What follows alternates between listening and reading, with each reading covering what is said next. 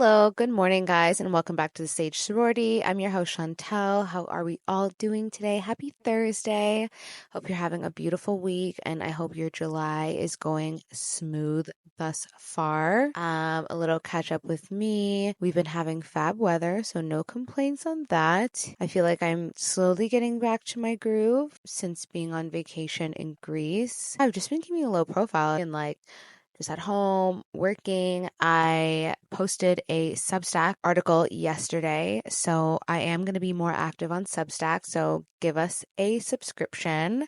You can find us at the Sage Sorority, and the link should be on Instagram. If you follow the Sage Sorority on Instagram, the links will be there. Sometimes I'm definitely going to put things there that maybe I don't feel like I want to maybe get into on the show, but maybe would just prefer like written word. I'm still kind of sorting it out, but I'm aiming for either a weekly entry or at the very least a bi-weekly entry. And then some of the written entries will be in conjunction with a podcast episode because Substack does allow for video integration and audio integration. So that's pretty cool. And yeah, just like short little bits, especially on the Substack notes. So if you're not on Substack, get on it. There's so much good stuff on there. It's definitely a really good part of the internet, I would say. Yeah, I really like it just even as a consumer. Big fan. So I posted a TikTok and in the comments, someone recommended a book to me, but I didn't realize that she recommended actually a textbook. So I was like, is this a textbook? She was like, I don't know, but I got it from my professor. But she just sounds so jovial about it. So I was like, oh, maybe it's just like a very dense book. Oh my God, you guys, I will be reading this book for the rest of my life. It is so intense. It is like true academic text. I'm going to grab it. Okay, so the book is called Motivating Humans, Goals, Emotions, and Personal Agency Beliefs by Dr. Martin E. Ford. And I went on eBay because I love buying books used because it's significantly cheaper and good for the environment. I like going on eBay specifically for used books because I feel like it's much easier to source books that are maybe a little bit more rare or are not in print anymore. And I have this whole strong opinion on older books, books that are not in print anymore, because I feel like back in the day, being a published author, you had a much higher barrier of entry. And I just feel like books were better back then. And so I get the book and I'm just flipping through the pages and I was like, oh my gosh, like it is so intense. It's literally like an academic textbook. And I want to know what course is reading this, but this is the first sentence. This is the preface, by the way. The writing of this book was motivated by the urgent need for a clear, coherent, and useful theory that could guide the efforts of scholars, professionals, and students concerned about and interested in learning how to better address real-world problems with strong motivational underpinnings. Problems such as academic underachievement and school dropout, low levels of work productivity and job satisfaction, social irresponsibility in youth, family conflict and child spouse abuse, and chronic emotional distress. Like, what the fuck did I buy? Yeah. So anyways, I posted it on Sage Shorty stories and I was like, I'm gonna be reading this book for the rest of my life. Because I've never read something so intense. This looks like someone's thesis. This looks like someone's PhD thesis. So it's something that I'll be skimming through. And of course, I will be sharing all of the gems with you guys. Yay for me. Anyways, that's what I've been up to. With regard to today's episode, I actually had the idea for today's episode for a while because we're so bombarded with summer of outside and crazy social plans. You live in a 4-season place. It's like balls to the wall. We have to go out. We have to maximize and like 10x every day. And there's absolutely a time and place and season for that. I just want to add a maybe nuanced and different perspective on what summer can look like. I know that everyone's in their hot girl summer era, and don't get me wrong, if that is your vibe, you should absolutely be going for it, doing it, and seizing the day. The days are not longer by accident, babe. So get your ass in those streets. But this idea that summer can be slower, and it's definitely coming from within. I have felt so called to just be at home, be in quiet, and be at my desk this summer, to be honest. And I know that sounds rich, maybe because I traveled a lot during spring. I just feel it coming on and I just want to honor that. And there's a really great quote from Lamott that says almost everything will work again if you unplug it for a few minutes, including you. That's kind of what today's about, like on a grand scale, like using the summer to unplug. Because here's the thing, everyone wants to have their glow and their glow up or whatever, but sometimes that means you have to move a little bit slower. And this is your gentle reminder that not every summer has to be like your summer outside. Sometimes the most beautiful and transformative reset is the one that happens inward. So today we're just talking about reclaiming the softer side of summer. We're going to talk about using this season as a time for emotional integration and a real spiritual reset. Because honestly, summer does not have to be loud, fast, and or performative. Let's just be real. It can truly be sacred and, just a moment to just be. So I've got my coffee. I hope you have yours. Let's get into it. So there is a collective pressure that we all really put on ourselves every single summer. And this actually never changes. Obviously, we are cooked into believing that summer is wildly important because of school, right? This was our long time off. And naturally, parents fill their child's lives with lots of plans. And I feel like this happens every year, even as adults.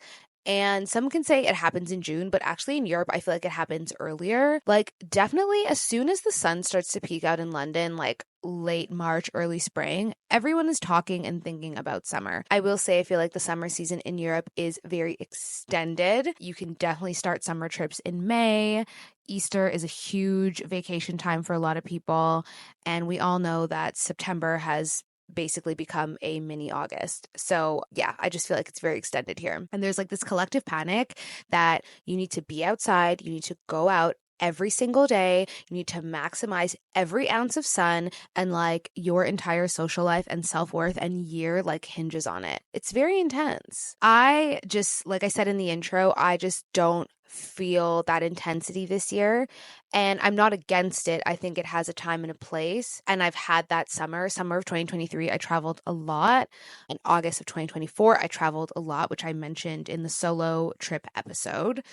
But it's like, I also think summer is a great time to be present. Like the days are longer. You want to spend more time outside. 70% of adults feel pressured to make summer plans even when they don't want to. And that's from the American Psychological Association. It's just like, that's insane.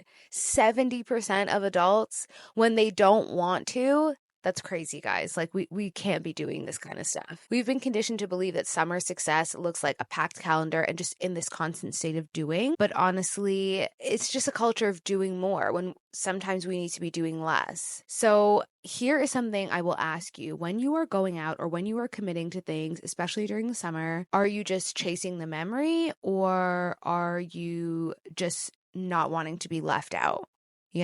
There's a difference between experiencing summer and then performing it. And I think a lot of us sometimes, especially with social media, we're just performing it. It's like, if you didn't have a Euro summer, did you even have a summer? Like the fact that even Euro summer is a thing, that's from social media. I saw an article the other day that's like US tourism is booming in Europe. Yes. And that's because of what? Social media. And I'm not here to rag on social.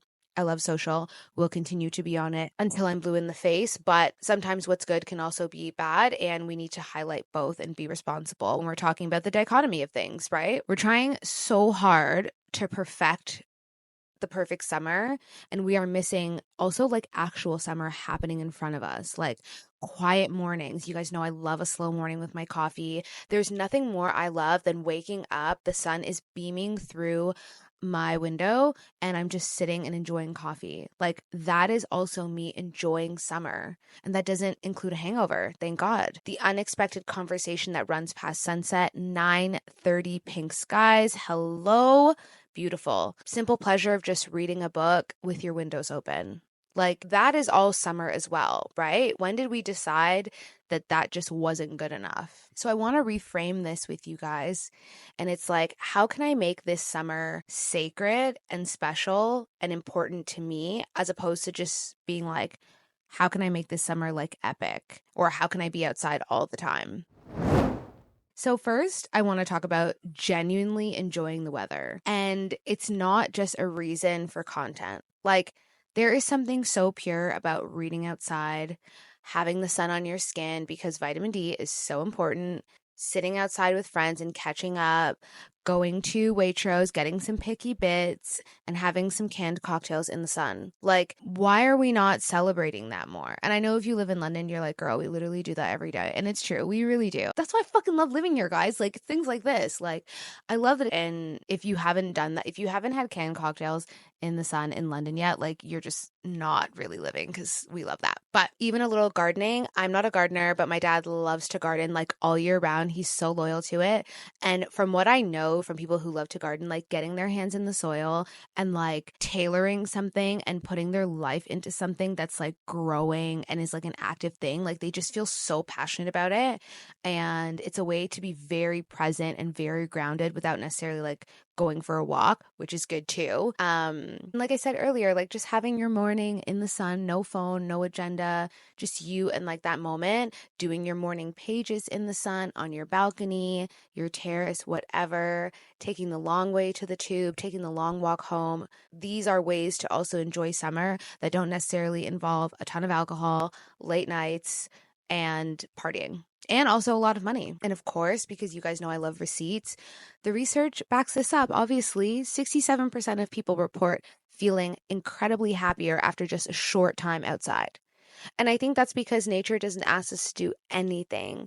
It just asks us to be present, and we feel so good. Nature gives so much to us, and all it asks is that, like, we take care of it, which is a conversation for another day. And some can say this is really about just romanticizing your life, but whatever tagline you want, whatever works for it, just do it. It's nourishing. And that is the difference. This is not about romanticizing your life, quote unquote, so that you can then make a TikTok reel about it, or then you can take a picture about it and put it on Instagram, or you can like share it on Threads. Like, no, this is actually just about food for the soul.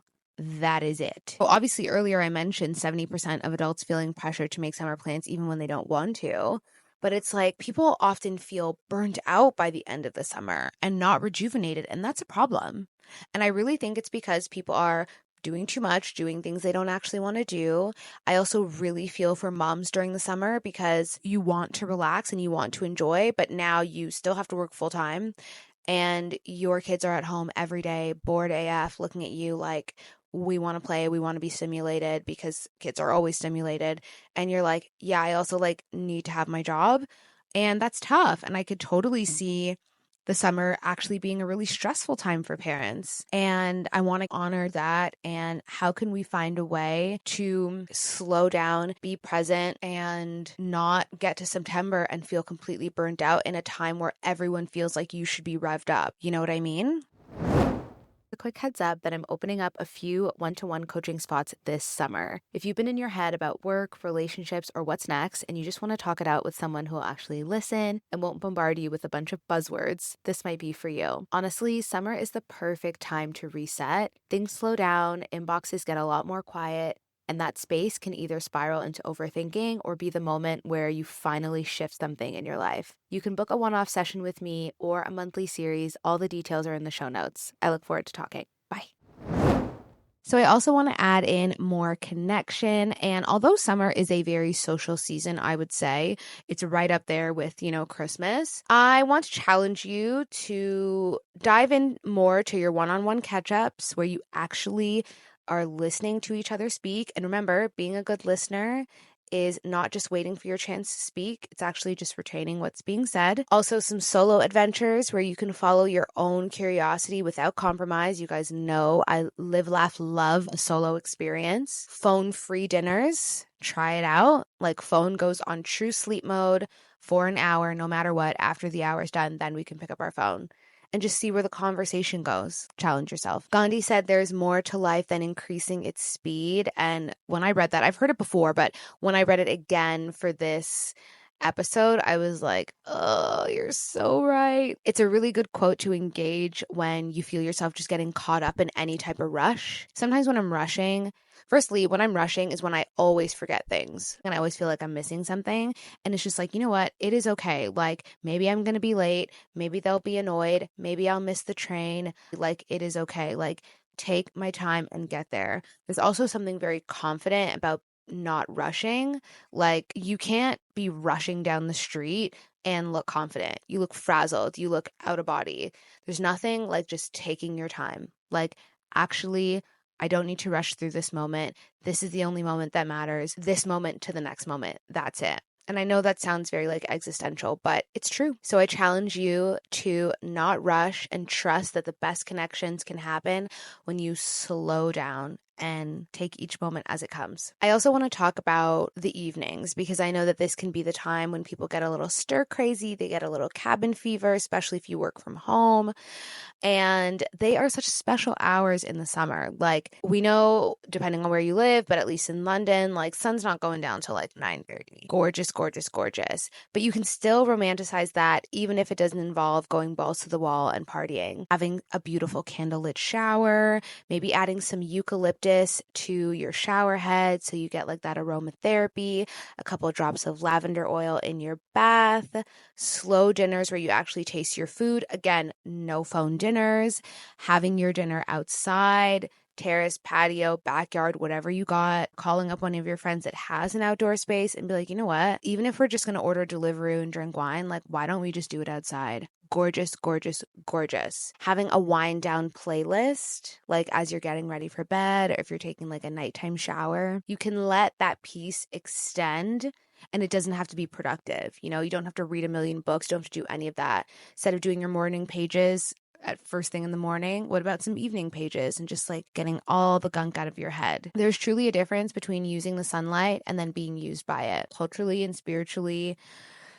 the beauty of summer. It's always been about integration. You know, there is a very strong theory out there, especially nowadays, that the real new year is actually the spring, like spring equinox, Easter. That's why a lot of cultures have a lot of celebrations around that time. This is the season where what you've planted earlier in the year begins to bloom. And this is also a really good season for you to pedal to the metal if you feel like the first quarter of the year hasn't been what you wanted it to. We're now in a halfway point, and a lot of people take their foot off the gas in the summer. And I remember hearing Gary Vee say years ago that he's like, actually, I don't take holiday in August at all.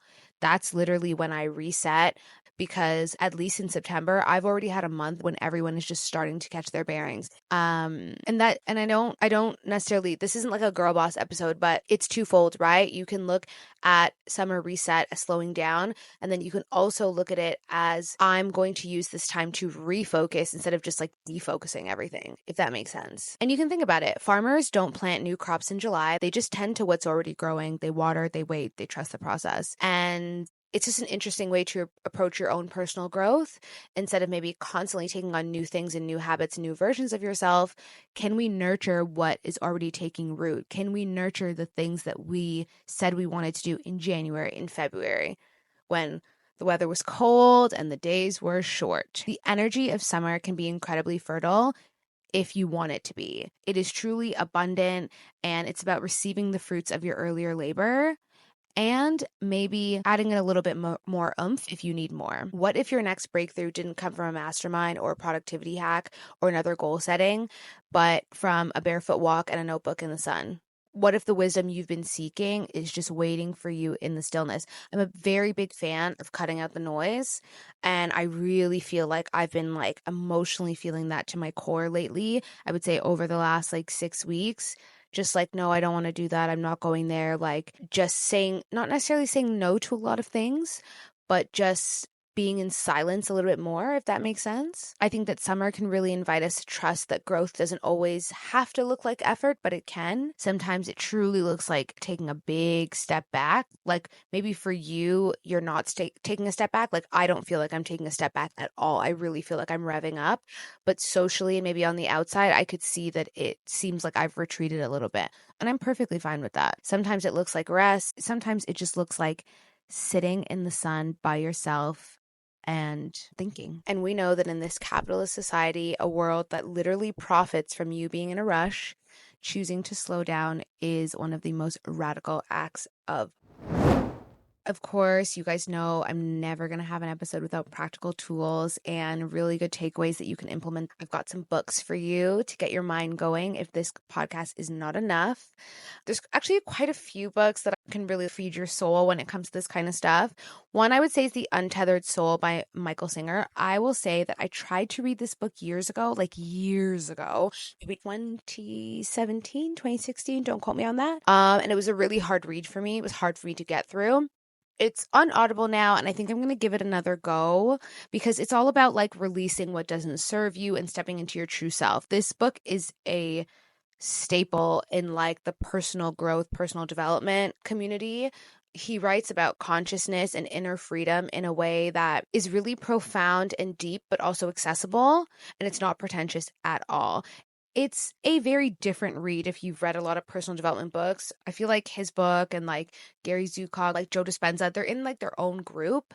So yeah, just take your time with it, I guess I would say. Another book is called Wintering: The Power of Rest and Retreat in Difficult Times by Catherine May. I mean, I don't have to tell anyone that we are living in weird AF times.